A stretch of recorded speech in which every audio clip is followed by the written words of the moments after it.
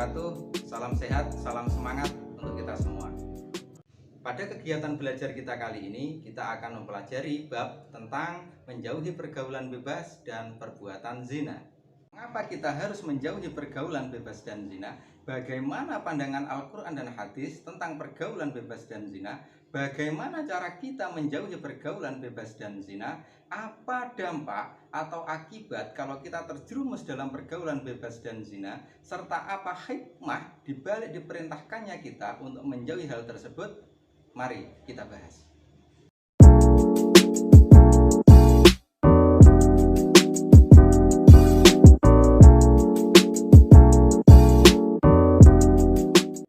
Pergaulan bebas adalah pergaulan antara laki-laki dan perempuan yang tidak memperdulikan aturan agama, norma, dan etika.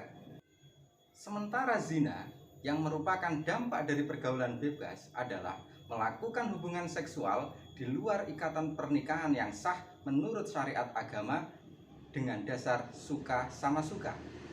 Di dalam Islam, pergaulan bebas dan zina mendapatkan perhatian yang serius. Hal ini bisa kita lihat dari banyaknya ayat maupun juga hadis Rasulullah yang menjelaskan tentang hal ini. Dalam surat Al-Isra ayat 32, Allah berfirman, "Wala taqrabuz zina innahu kana fahisyatan wa sa'a sabila." Yang artinya, dan janganlah kamu mendekati zina, sesungguhnya zina adalah perbuatan yang keji dan suatu jalan yang buruk. Dalam ayat ini, Allah menyebut zina sebagai perbuatan fahisyah, yaitu perbuatan yang keji atau kotor.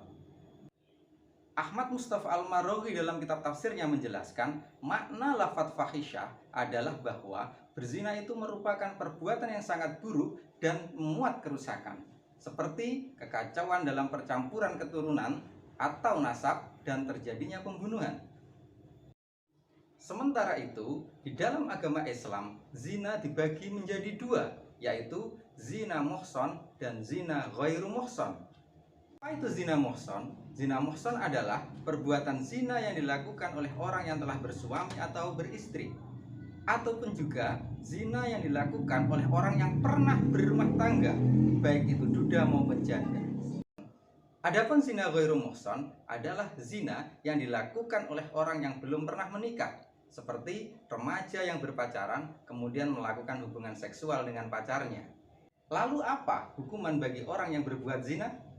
Dalam Al-Quran, surat An-Nur ayat 2, Allah berfirman, "Az-zaniyatu waz-zani fajlidu kulla wahidin minhuma mi'ata jaldah, wala ta'khudhukum bihima ra'fatan fi dinillahi in kuntum tu'minuna billahi wal yawmil akhir wal yashhad 'adzabahuma ta'ifatum minal mu'minin." Berdasarkan ayat ini, para ulama sepakat bahwa hukuman bagi orang yang melakukan zina ghairu muhsan yaitu dijilid atau dicambuk sebanyak 100 kali. Lalu apa hukuman untuk pelaku zina muhsan?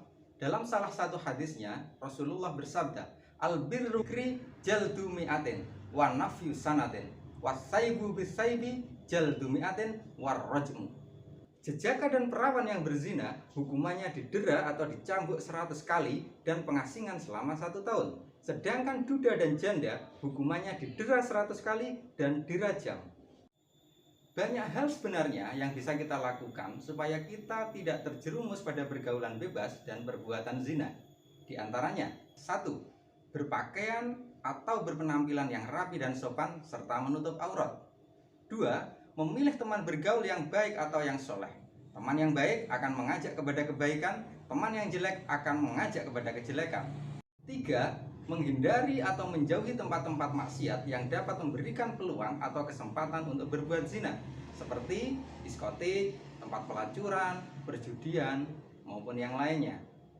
4. Kita menghindari perilaku yang menjurus kepada perbuatan zina, seperti berpacaran, berduaan di tempat sepi, berciuman, berpelukan dengan lawan jenis, menonton pornografi, maupun juga membaca bacaan yang dapat membangkitkan birahi.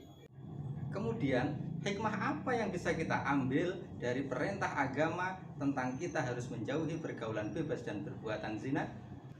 Yang pertama, dengan kita menjauhi pergaulan bebas dan perbuatan zina, berarti kita menjaga harga diri kita dan juga kehormatan diri kita maupun juga keluarga kita.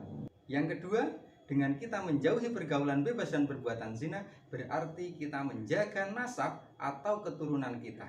Yang ketiga, dengan kita menghindari pergaulan bebas maupun zina, berarti kita menjaga diri kita dari berbagai macam penyakit, termasuk salah satunya adalah penyakit kelamin yang sangat berbahaya, yakni HIV/AIDS.